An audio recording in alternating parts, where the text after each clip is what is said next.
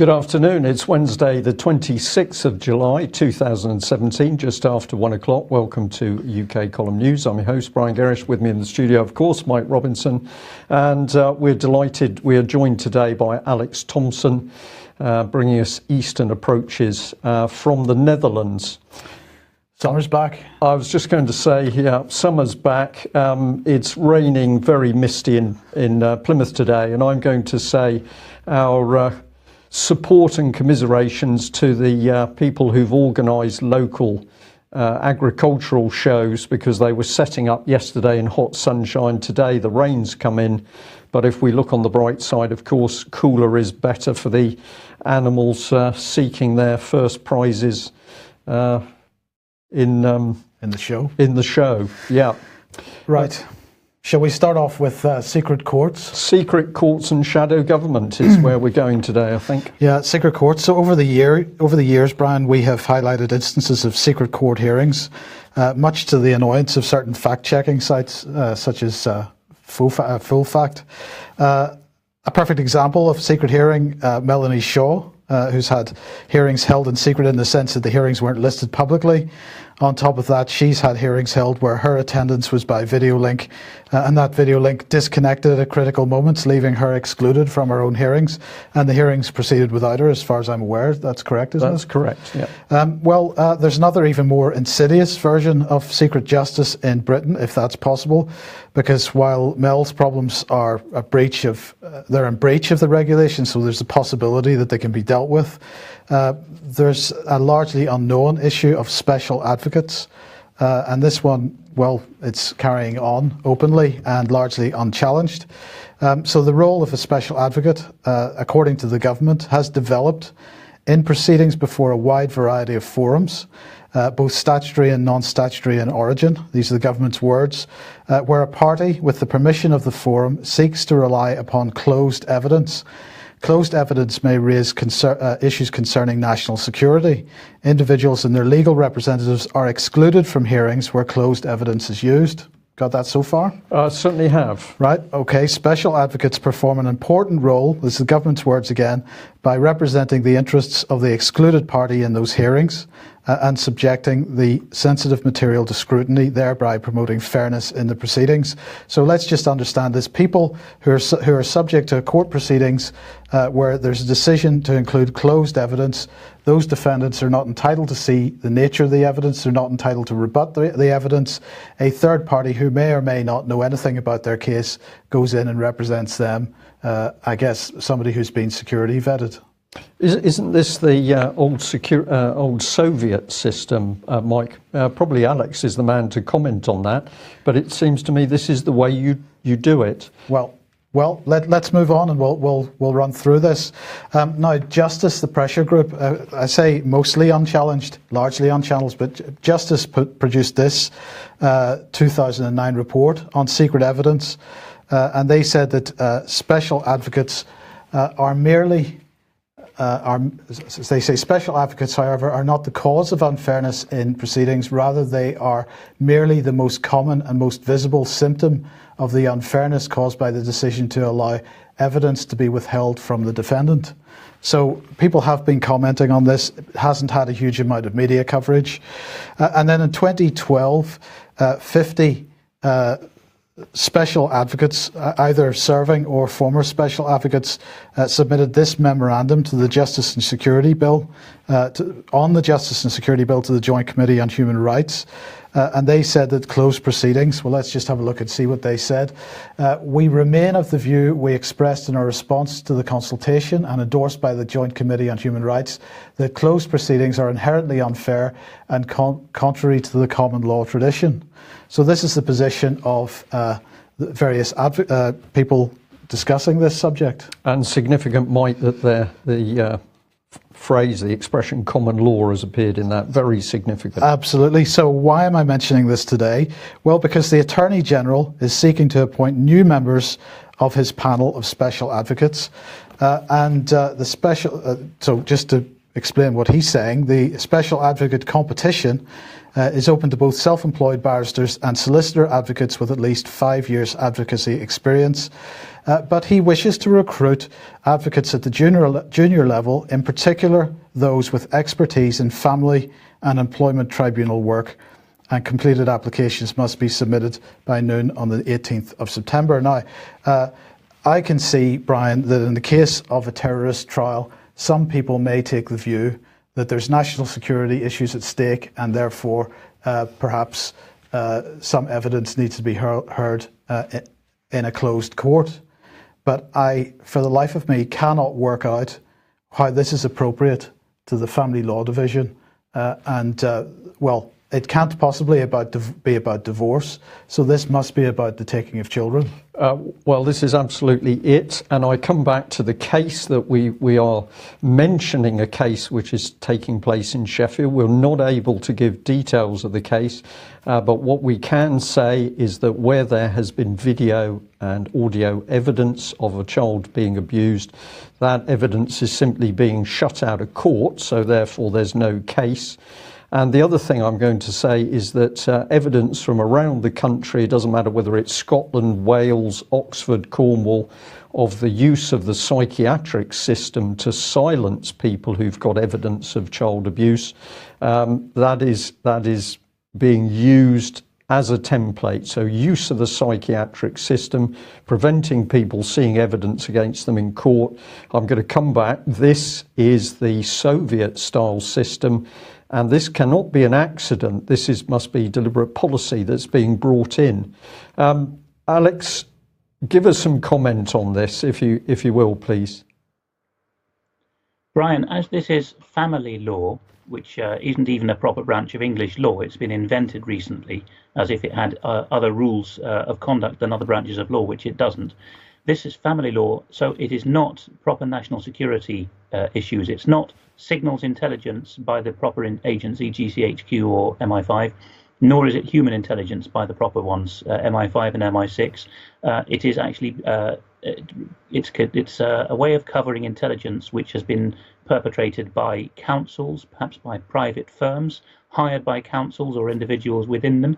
And this, of course, is unlawful enough, but we've had a succession of so-called Investigatory Powers Acts since the Blair years by both Labour and LibCon and now Conservative administrations. So that's the stuff that's being covered. I'm reminded of David Scott's coverage of East Lothian Council, which has a snooper's charter, as it were, which involves council staff being told to create Facebook identities or to hang on behind false ones to spy on people whom they intend to steal children from. So that's the kind of level we've got to here. There's a fundamental sleight of hand here with advocates coming in. Scots law, of course, has an advocate. That's just a barrister in English law or an attorney in US law, the same term, someone who pleads for you in court as a professional member of the Bar Association. But in English and Welsh law, there is no such thing as an advocate as a formal job title. So the space has been left free for effectively a Marxist commissar to take that role, to plead on behalf of children or of the concept of social interest or of the council, so that you've got these invisible partners, as it were, these invisible men in court, besides the defendant and those who are accusing him. So deeply un-English and fundamentally illiberal. Illiberal, and I'll just remind people again, what we are seeing is that where evidence of the abuse of children is coming to the surface, particularly where that evidence relates to establishment figures or politicians, then the objective, first of all, or the tactic, first of all, is to attempt to brand the witness, the person coming forward with that evidence, as having some form of mental health issue. And we know of several cases where people, with the connivance of local authorities, the local mental health teams, of course, and the police, have simply been put into psychiatric units on the basis of accusations that they're somehow mentally ill. This is very, very dark and sinister activity, but it is happening in Britain today, I believe, to protect the government.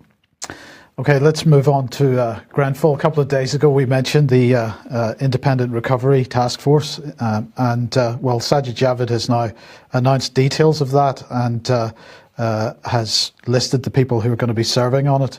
Now, the task force is going to look at whether the Royal Borough of Kensington and Chelsea has the proper arrangements in place to engage with the local community on their long-term recovery plans. They are going to apparently ensure that all immediate housing needs are promptly addressed.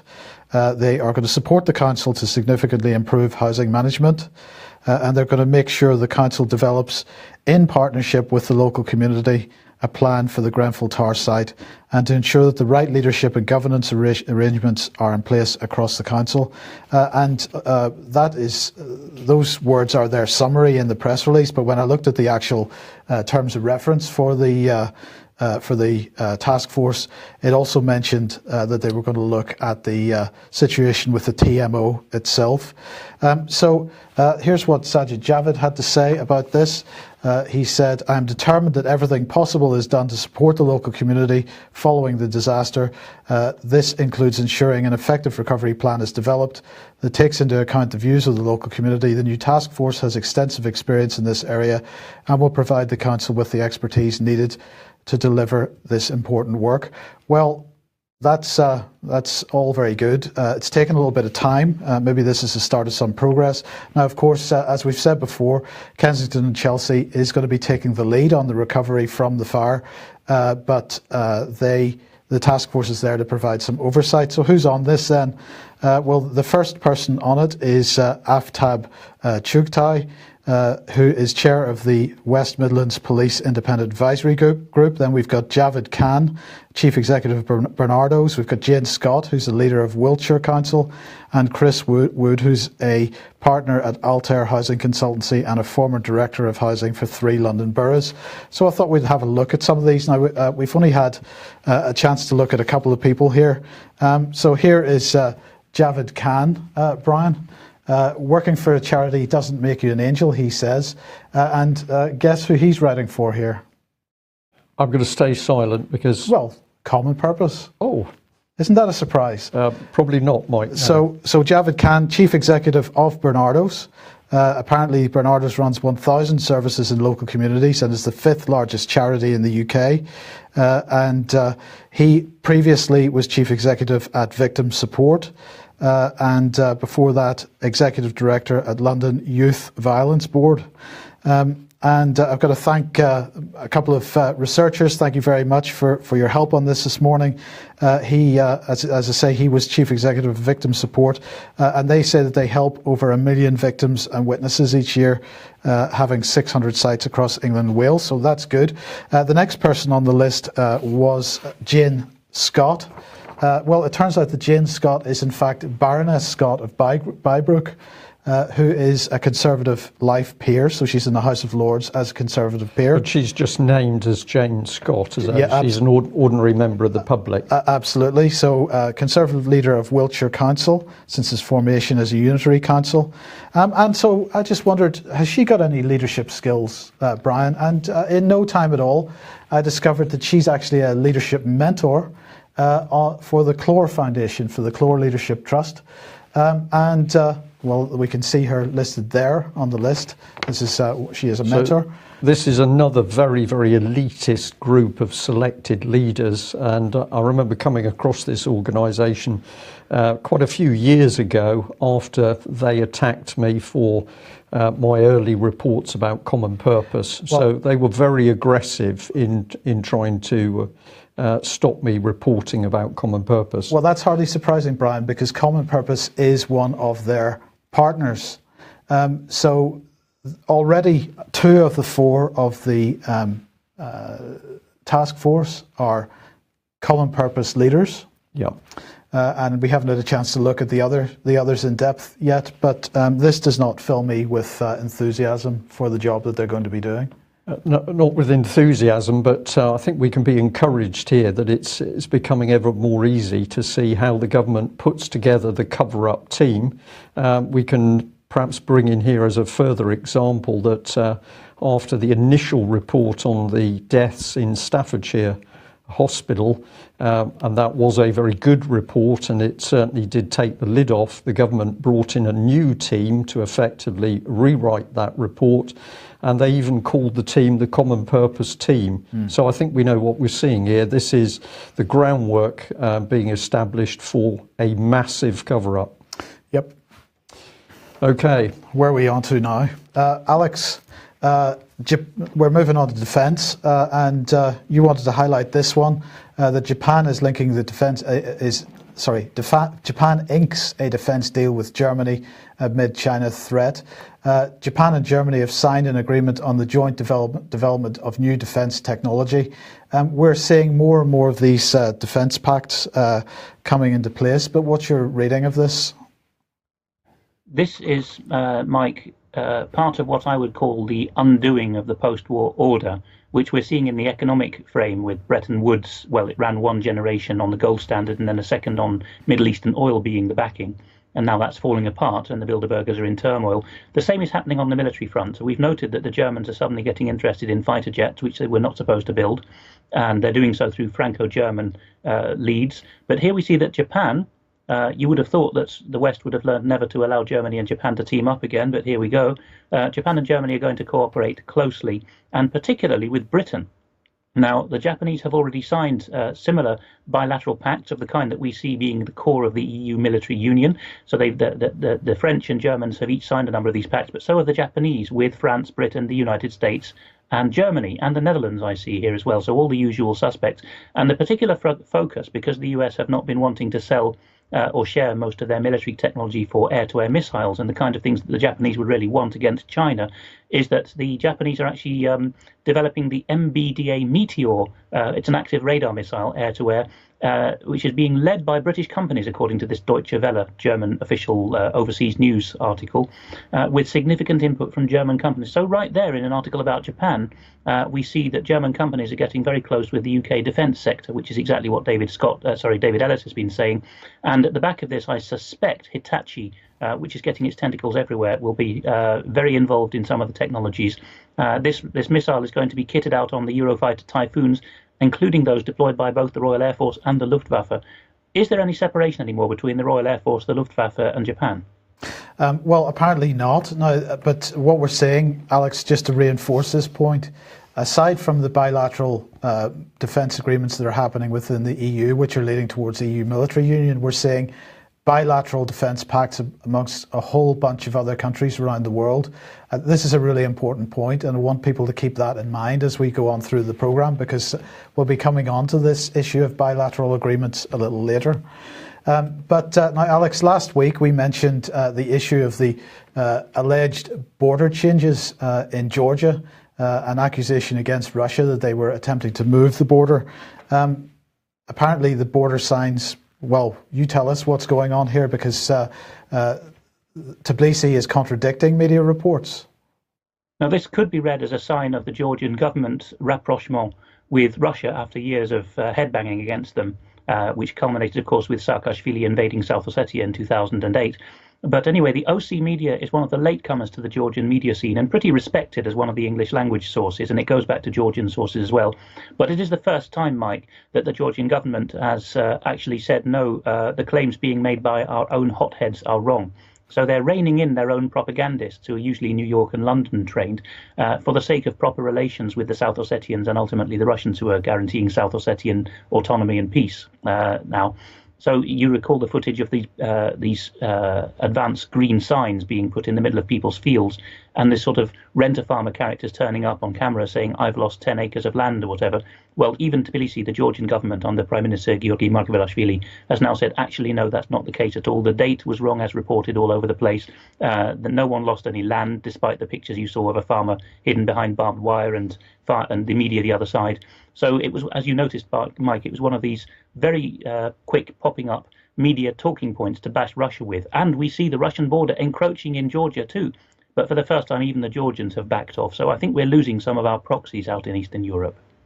Bashing Russia being the theme, and Russia starting to bash back, perhaps because this video clip that you're highlighting here, Sergei Lavrov bashing back. And if I just read a couple of this, First of all, Keir Simmons is working for which media outlet? Keir Simmons is with NBC, National Broadcasting Corporation, when it used to have its full name, which is one of the major US mainstream outlets. But he started off with ITN. He's their polished, presentable Brit for big interviews, but he also does showbiz people as well as politicians. Okay, so Keir Simmons had said to Lavrov, and at the G20, when the two presidents are meeting, apparently President Trump's wife even came into the room to say, we need to wrap this up. But it was going so well, they wanted to continue. And Lavrov said, look, our political and human culture does not provide for someone else's family matters to be discussed in public.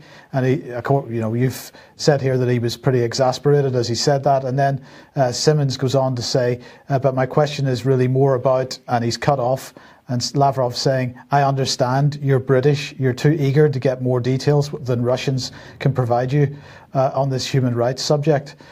So getting a bit annoyed, and then Simmons went on to say, you don't want to share more about what happened. It was a 2-hour meeting and we know very little about it really. And Lavrov said, you asked about the First Lady coming in and I answered you. And I think the 30 minutes or so that we have been, in the 30 minutes or so that we've been talking, we've been discussing mostly the meeting in Hamburg. What is your specific, and then he is cut off and Simmons says, on Syria, do you view the reports that the CIA program to back the Syrian rebels in Russia has been stopped, that the program will no longer go forward? Do you view that as a concession to what Russia is asking for in Syria from the Americans? So a quick change of subject. And Lavrov said the decision was taken as far as the American media is concerned, and in brackets, if you can still believe the American media, but I still try to.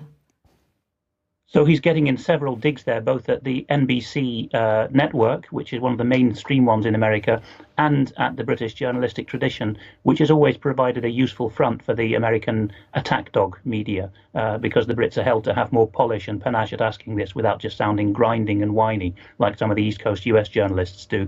But Lavrov is onto this with his flawless English and has put his finger on the problem. Mainstream British journalists just want the tattle and the personal juice, and the Russians are not going to give it to them. And I've seen that Helen in the chat box has said poor Lavrov because she's read the whole interview, which is available unadulterated on the Russian Foreign Ministry website, bilingual, by the way, if you don't want to read the NBC version or watch their version of the video. But it really was a grilling for Lavrov because he said at one stage, I feel as if I'm here in the United States Senate hearings about Trump's collusion with the Russians. So he knows what the game is. Yeah, he's a capable guy, though. Oh, he's the world's most experienced foreign minister by a long chalk.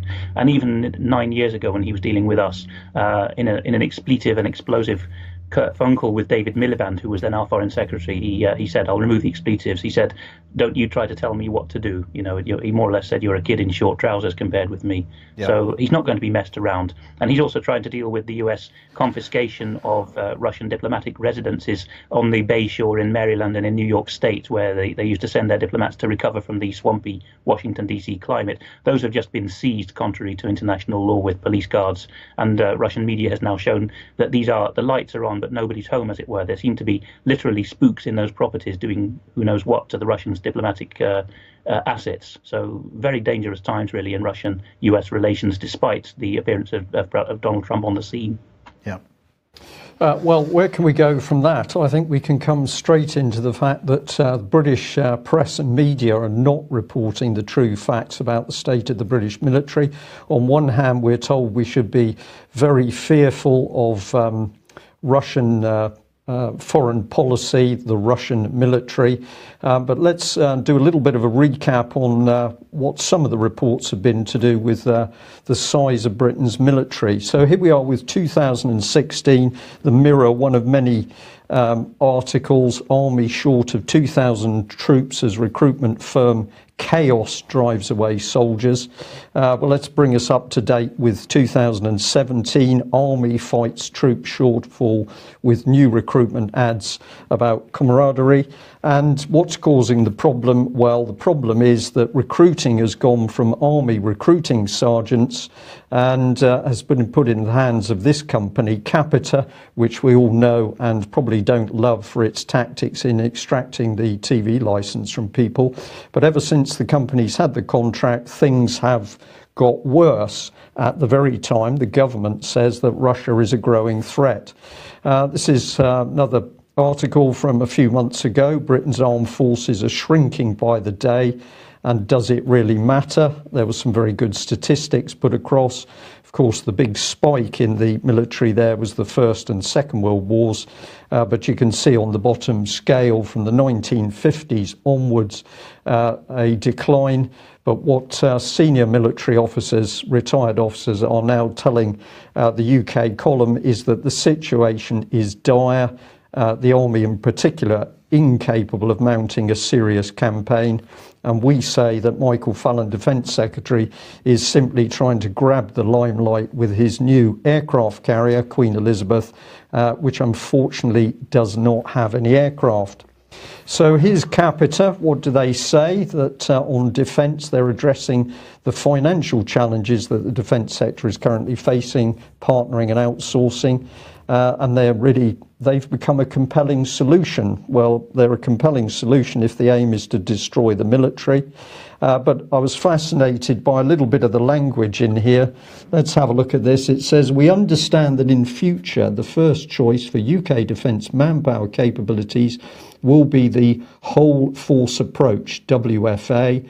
WFA is a flexible workforce construct for defence that will enable the delivery of military outputs in the most efficient and effective way, blending military, civil service, regular reserves, sponsored reserves and contractors. So this is newspeak, Mike. What I think is going on here is the military is being dragged into a morass of different agencies so that nobody knows who's the real military and who is not. And what we can expect is further trouble. Well, where's this policy coming from? Well, this is one man responsible. This is Capita Defence Partnering Director John Clokey. He says there's a 60 billion funding gap. Industry can help the MOD in ways to address this gap and give it the flexibility and agility to procure whatever it needs to deal with whatever threats defence has to face.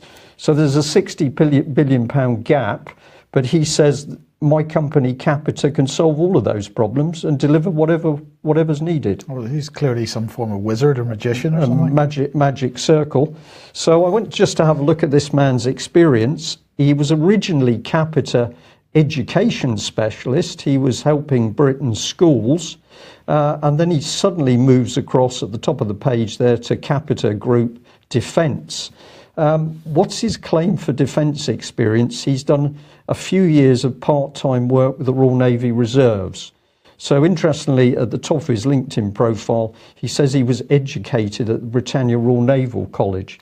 I find this just unbelievable. We have a part-timer who moves from education to defence, and now he's advising the British government on a 60 billion black hole. This is nonsense. These are the sort of statistics that the papers have talked about, but they're not following the story. What we say is the forces have been cut because this has eased the UK military into the unified EU military system, which was the objective in the first place. This is very dangerous, Alex. Just very briefly, we don't know whether we're dealing with government or the civil service, or we've got some profit-making global corporation that is supposedly running our defence. Well, Capita and other such companies like Omnia, which are more legal focused, are very dangerous because they start off in one area and gain trust. It was educational services about 15, 20 years ago. They started taking on interviewing for jobs in schools. And then they moved into Capita RAS, recruitment advisory services for local government. And before you know it, they're running the councils. And then they say, on the basis of this so-called success, let us run some even more hardcore trusted, cannot fail stuff like the military and the police. And I see from a comment in the chat room that right where you are in Plymouth Sound, one of our viewers recently saw a frigate sail out of the Sound with no flag flying at all, which I think is contrary to certainly military flag codes. But it turned out when the viewer looked up the number to be a Dutch frigate. So the suggestion there is that the crew may have been there for Capita training. It's all a bit of a whirl, and before we know it, the unified EU Navy is going to be under this Capita control. Absolutely. Thank you, Alex. Well, let's just briefly mention that AV8 DVDs, for anybody that wasn't able to get to Ian Crane's Alternative View conference in May, those DVDs are available. They are now shipping. The special offer price is only available for a few more days. It ends on the 1st of August. These are going from the UK column shop, so please get your copy if you would like to. And can I just add into that? I think the talks were all good, but for me, the talk that really made me pay attention was a gentleman who spoke about Albania. He described the complete destruction of Albania from a poor but happy and working country to a country that was effectively being run by Tony Blair and Sherry Blair. So if you want one sales point for buying that set, the Albanian talk of an hour was truly exceptional, in my opinion. Absolutely. Now, Alex, a few minutes ago we were mentioning all these bilateral defence pacts, and yesterday I mentioned that Liam Fox had been travelling to the States to discuss hashtag Global Britain and global free trade deals. And if you remember, this is what he said, as Adam Smith famously observed: free trade appeals not only to one's benevolence, not to one's benevolence, but to the idea that prosperity is achieved when we are at liberty to pursue our own interests. So I was highlighting the dangers of what he's up to, and I was commenting on the BBC downplaying what he's up to by sort of bringing it to the level of chlorinated chickens. And I have to say, Alex, that as I've watched the social media response to Liam Fox's trip, this is the issue that people are focusing on, and it staggers me in a way that the campaigns that were being run over TPP and TTIP have more or less been forgotten. And as these bilateral trade agreements are being created, at least talk of bilateral trade agreements being created, what is being created is, instead of the 2 or 3 Uber trade deals, is a mesh of bilateral trade deals which will amount to exactly the same thing. And I have to admit, Alex, I don't really understand why people aren't recognising this. Well, it's the old tactic, isn't it? And sorry if you can hear a motor revving outside. There's a lorry just parked up here. But it's the old tactic. If you get seen too much in the framework of large supranational organizations and global deals, then go for civil service to civil service deals, because the networks are there in place anyway. As we've seen in the example of Capita, they're often trained by the same institutions. We're going to come on to one of the bodies of our Foreign Office that does the same thing, trains foreigners and reframes their minds. So it's very much more difficult to keep track of, because people can see and fear a beast that calls itself the World Court or the World Trade Organization or whatever. But if it's called Global Britain or forging successful trade deals with dynamic economies, then we go to sleep, don't we? It sounds a bit less threatening, because we forget that the same networks are running it and the same ideologies.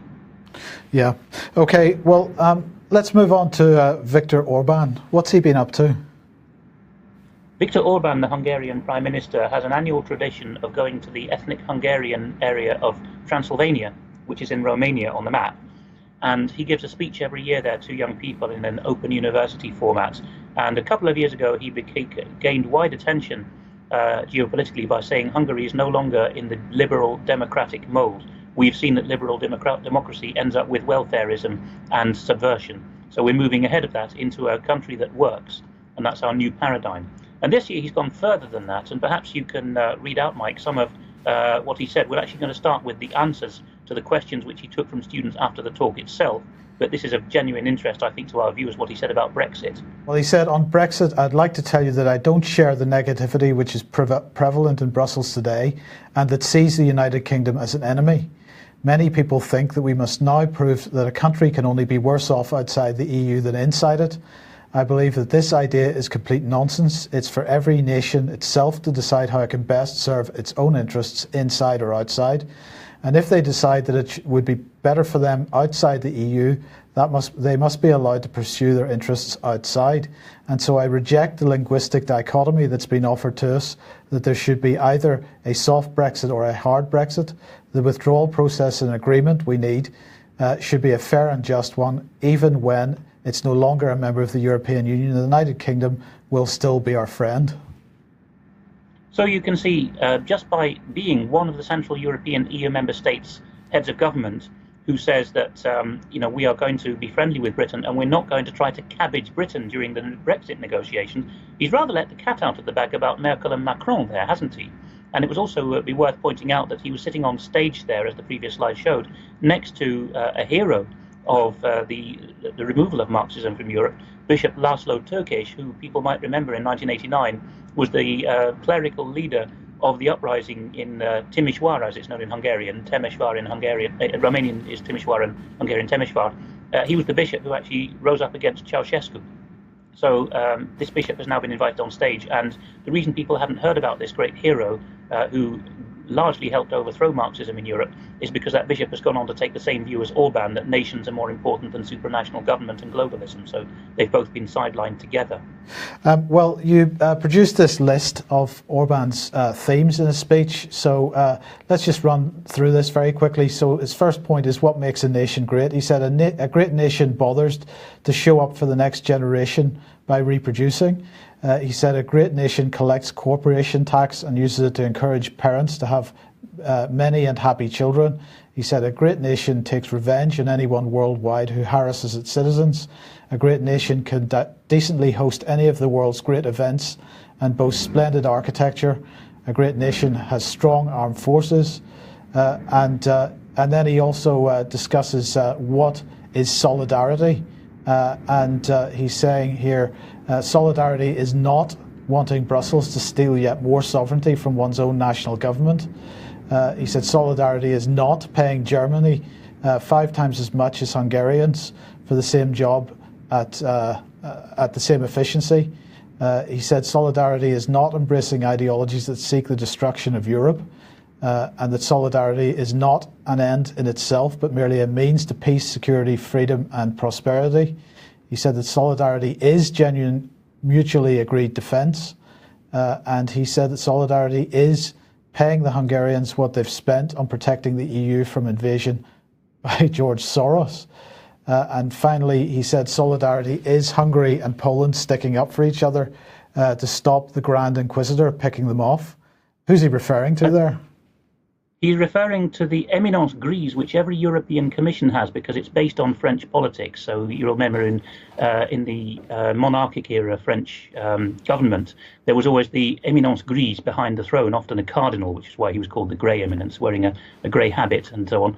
And in the last, he names them by name. He says in the last European Commission, it was Viviane Reding, the awful attack dog from Luxembourg, who was always going on about the British needing to change their ways. And in this commission, he says, under Juncker, it is Frans Timmermans, the supposedly Anglophile and very arrogant Dutchman in the Commission, the number 2, who again savages not Britain anymore, but the Central Europeans who are daring to recover their national sovereignty. So he's worked out that even the EU only has the resources to pick up one country at a time, and if he clings on to Poland in the ancient alliance they have going back centuries against Turkey and Russia, then there's no way that either of them can be brought down. Yeah, okay, well, look, we're going to move straight on to Poland because we're running out of time rapidly here. And Poland is in a constitutional turmoil, as you've described it here. Just briefly, what's at the heart of this constitutional problem? It's not very clear-cut, but basically the government's line, which is the governing party, is called the PiS party, Prawo i Sprawiedliwość, Law and Justice, and that's Mr. Kaczynski's party. They're arguing that there is a communist hangover in the Supreme Court and that they need to be able to control who sits on the Supreme Court, which, by the way, is exactly what the US government has with its famed separation of powers. It still has presidential nominations to the Supreme Court. Britain is the same. And yet we have the gall to tell the Poles that if they allow the government, by a statutory change and a constitutional change, if they allow the government to appoint the Supreme Court justices, this will be a great step back for the rule of law. So people can freeze that slide that was up a moment ago, and they can then read the New York Times. But the main point I would say about that is that they definitely don't like Mr. Kaczynski here. Well, there's things not to like about him, but they're colouring up the language. They're falsely accusing him of having seized the lectern. He did say, "You lot murdered my brother," which maybe you can talk about in a moment, Mike. But he did say that. But he certainly didn't seize the lectern. He just walked up politely and said his piece in rather impassioned tones, I have to say. Well, Alex, I have to say that the tones were impassioned, and it was a bit more than politely, because it wasn't very polite language that they used. Now, of course, what we have on screen here is the protests outside, and so what seems to have happened is that they then ended up in Parliament in a midnight discussion about this, and so as it says here, somebody brought up the issue of Jarosław Kaczynski's brother, Lech Kaczynski, who died in the 2010 plane crash, and Kaczynski didn't take that very well. We have a little bit of video here showing that, but basically his language was colourful, to say the least, not the sort of thing you would expect to see or to hear in a parliament, where he basically swore quite, he was quite firm about this. Take your damn snouts, what did he say? Do not wipe your damn snouts with the name of my brother. Yes, that was it. Don't wipe your damn snouts with the memory of my dead brother. And then he added, "You murdered him, you scoundrels." And that made its way into the New York Times report. You can see that the government benches are standing up to applaud there. And if we watch this clip through a few more seconds, the Speaker of the Sejm, SEJM, the Polish Parliament, saw that the former Prime Minister, now in opposition, this lady was waiting to speak, and she ended up saying, "This man's lost his mind." But there was so much chanting going on in the Sejm at this point in the midnight hearing that he started tinkling his little bell, the Speaker, which you can see there. And in about 3 seconds, yes, the clapper has fallen out. That's how hard he had to tinkle it. Yeah, it was it was a real shame.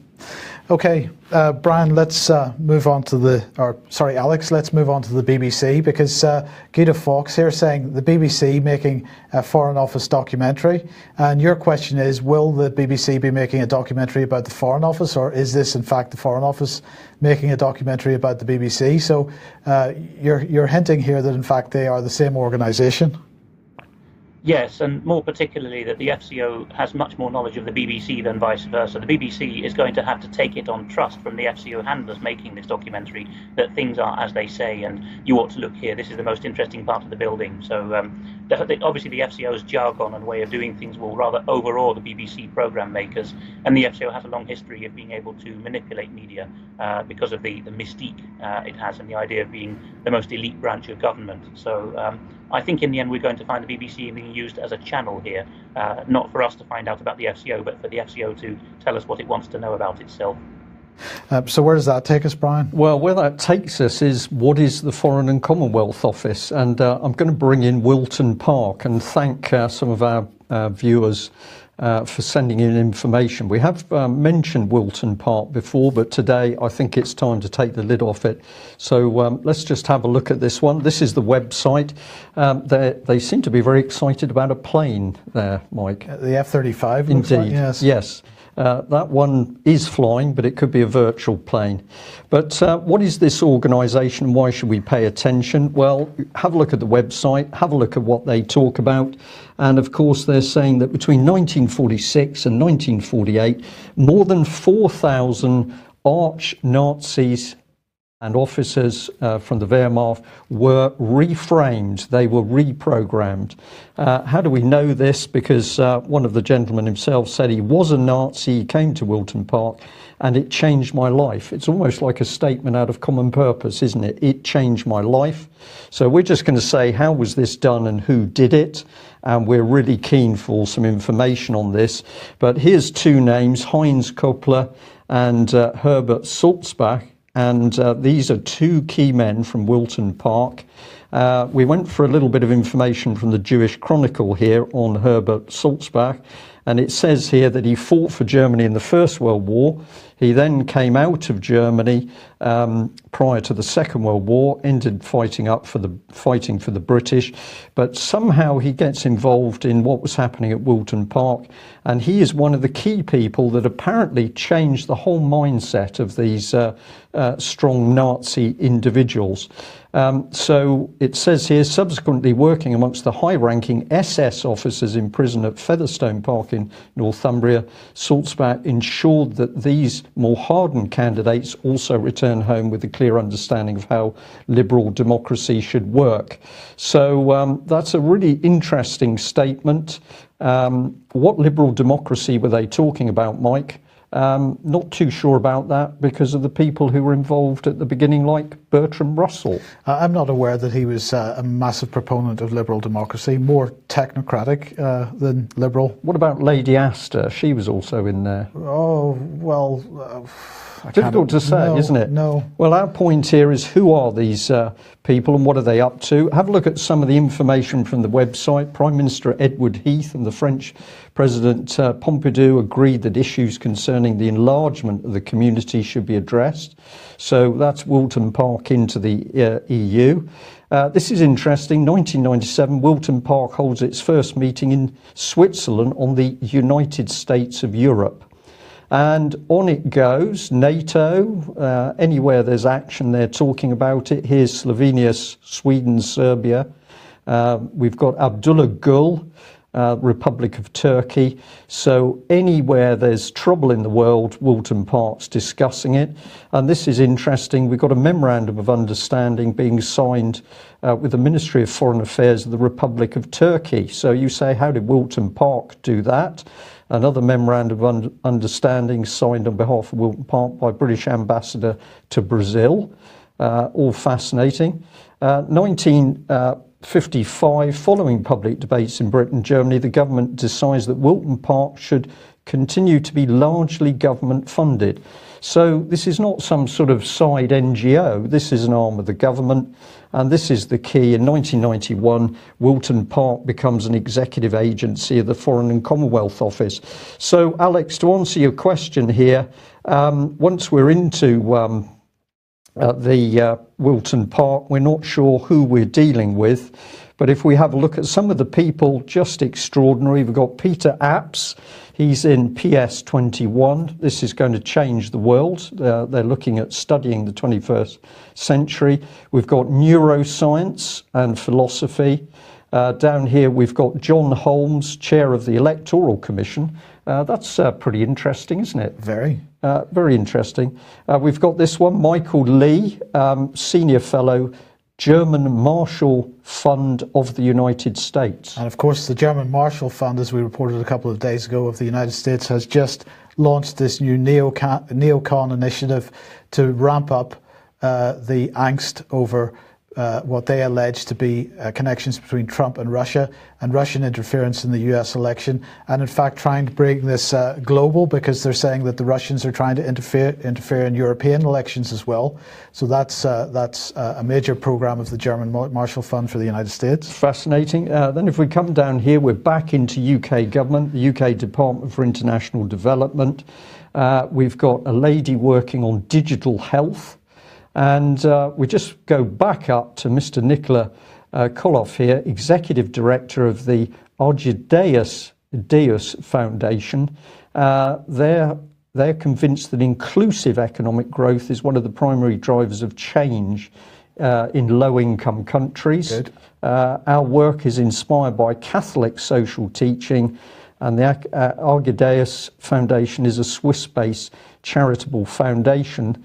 And it's working alongside this organisation, which I really encourage people to have a look at, because lots of pictures of children in that one. So here are the key staff members. We've got Marl Wickstead, we've got Joe Childs, Ellis Maddox, Director of Finance, Kirsty Coburn. Oh dear, she just happens to have come from BBC Media Action. So we're going to leave you today saying, when did we ever elect these people? 30 seconds to close, Alex. That Argydaeus logo was rather interesting, wasn't it, Brian? I suppose if they're a Catholic organisation, they would claim it's a reference to the stone which the builders rejected has become the chief cornerstone. But it looked rather more to me like the capstone of a pyramid being winched into place to oversee the lower orders. I'm afraid there's a lot of this going on, not so much in the FCO itself, but Wilton Park's a good example in the kind of tentacles which feed in and out of the FCO, Chatham House, Wilton Park. And I've seen plenty of promising young diplomats from various countries go to one of these conferences and come away a very different individual. So it's a real danger. A real danger. Thank you very much for that, Alex. Well, there we are. We've taken an alternative look at what's really happening in UK and world politics today. We say that the UK and probably the US are being driven by shadow governments. We need to expose who those shadow governments are and what their true objectives and loyalties are. Thank you very much to all our viewers and listeners who've been sending in information. If you're saying some of this should be researched, some of this should be put into a video, then we say to you, perhaps you are the very person to take on that role, as we can only do what we do so far. Thanks for joining us today. We'll be back tomorrow at the same time. Bye-bye. Bye.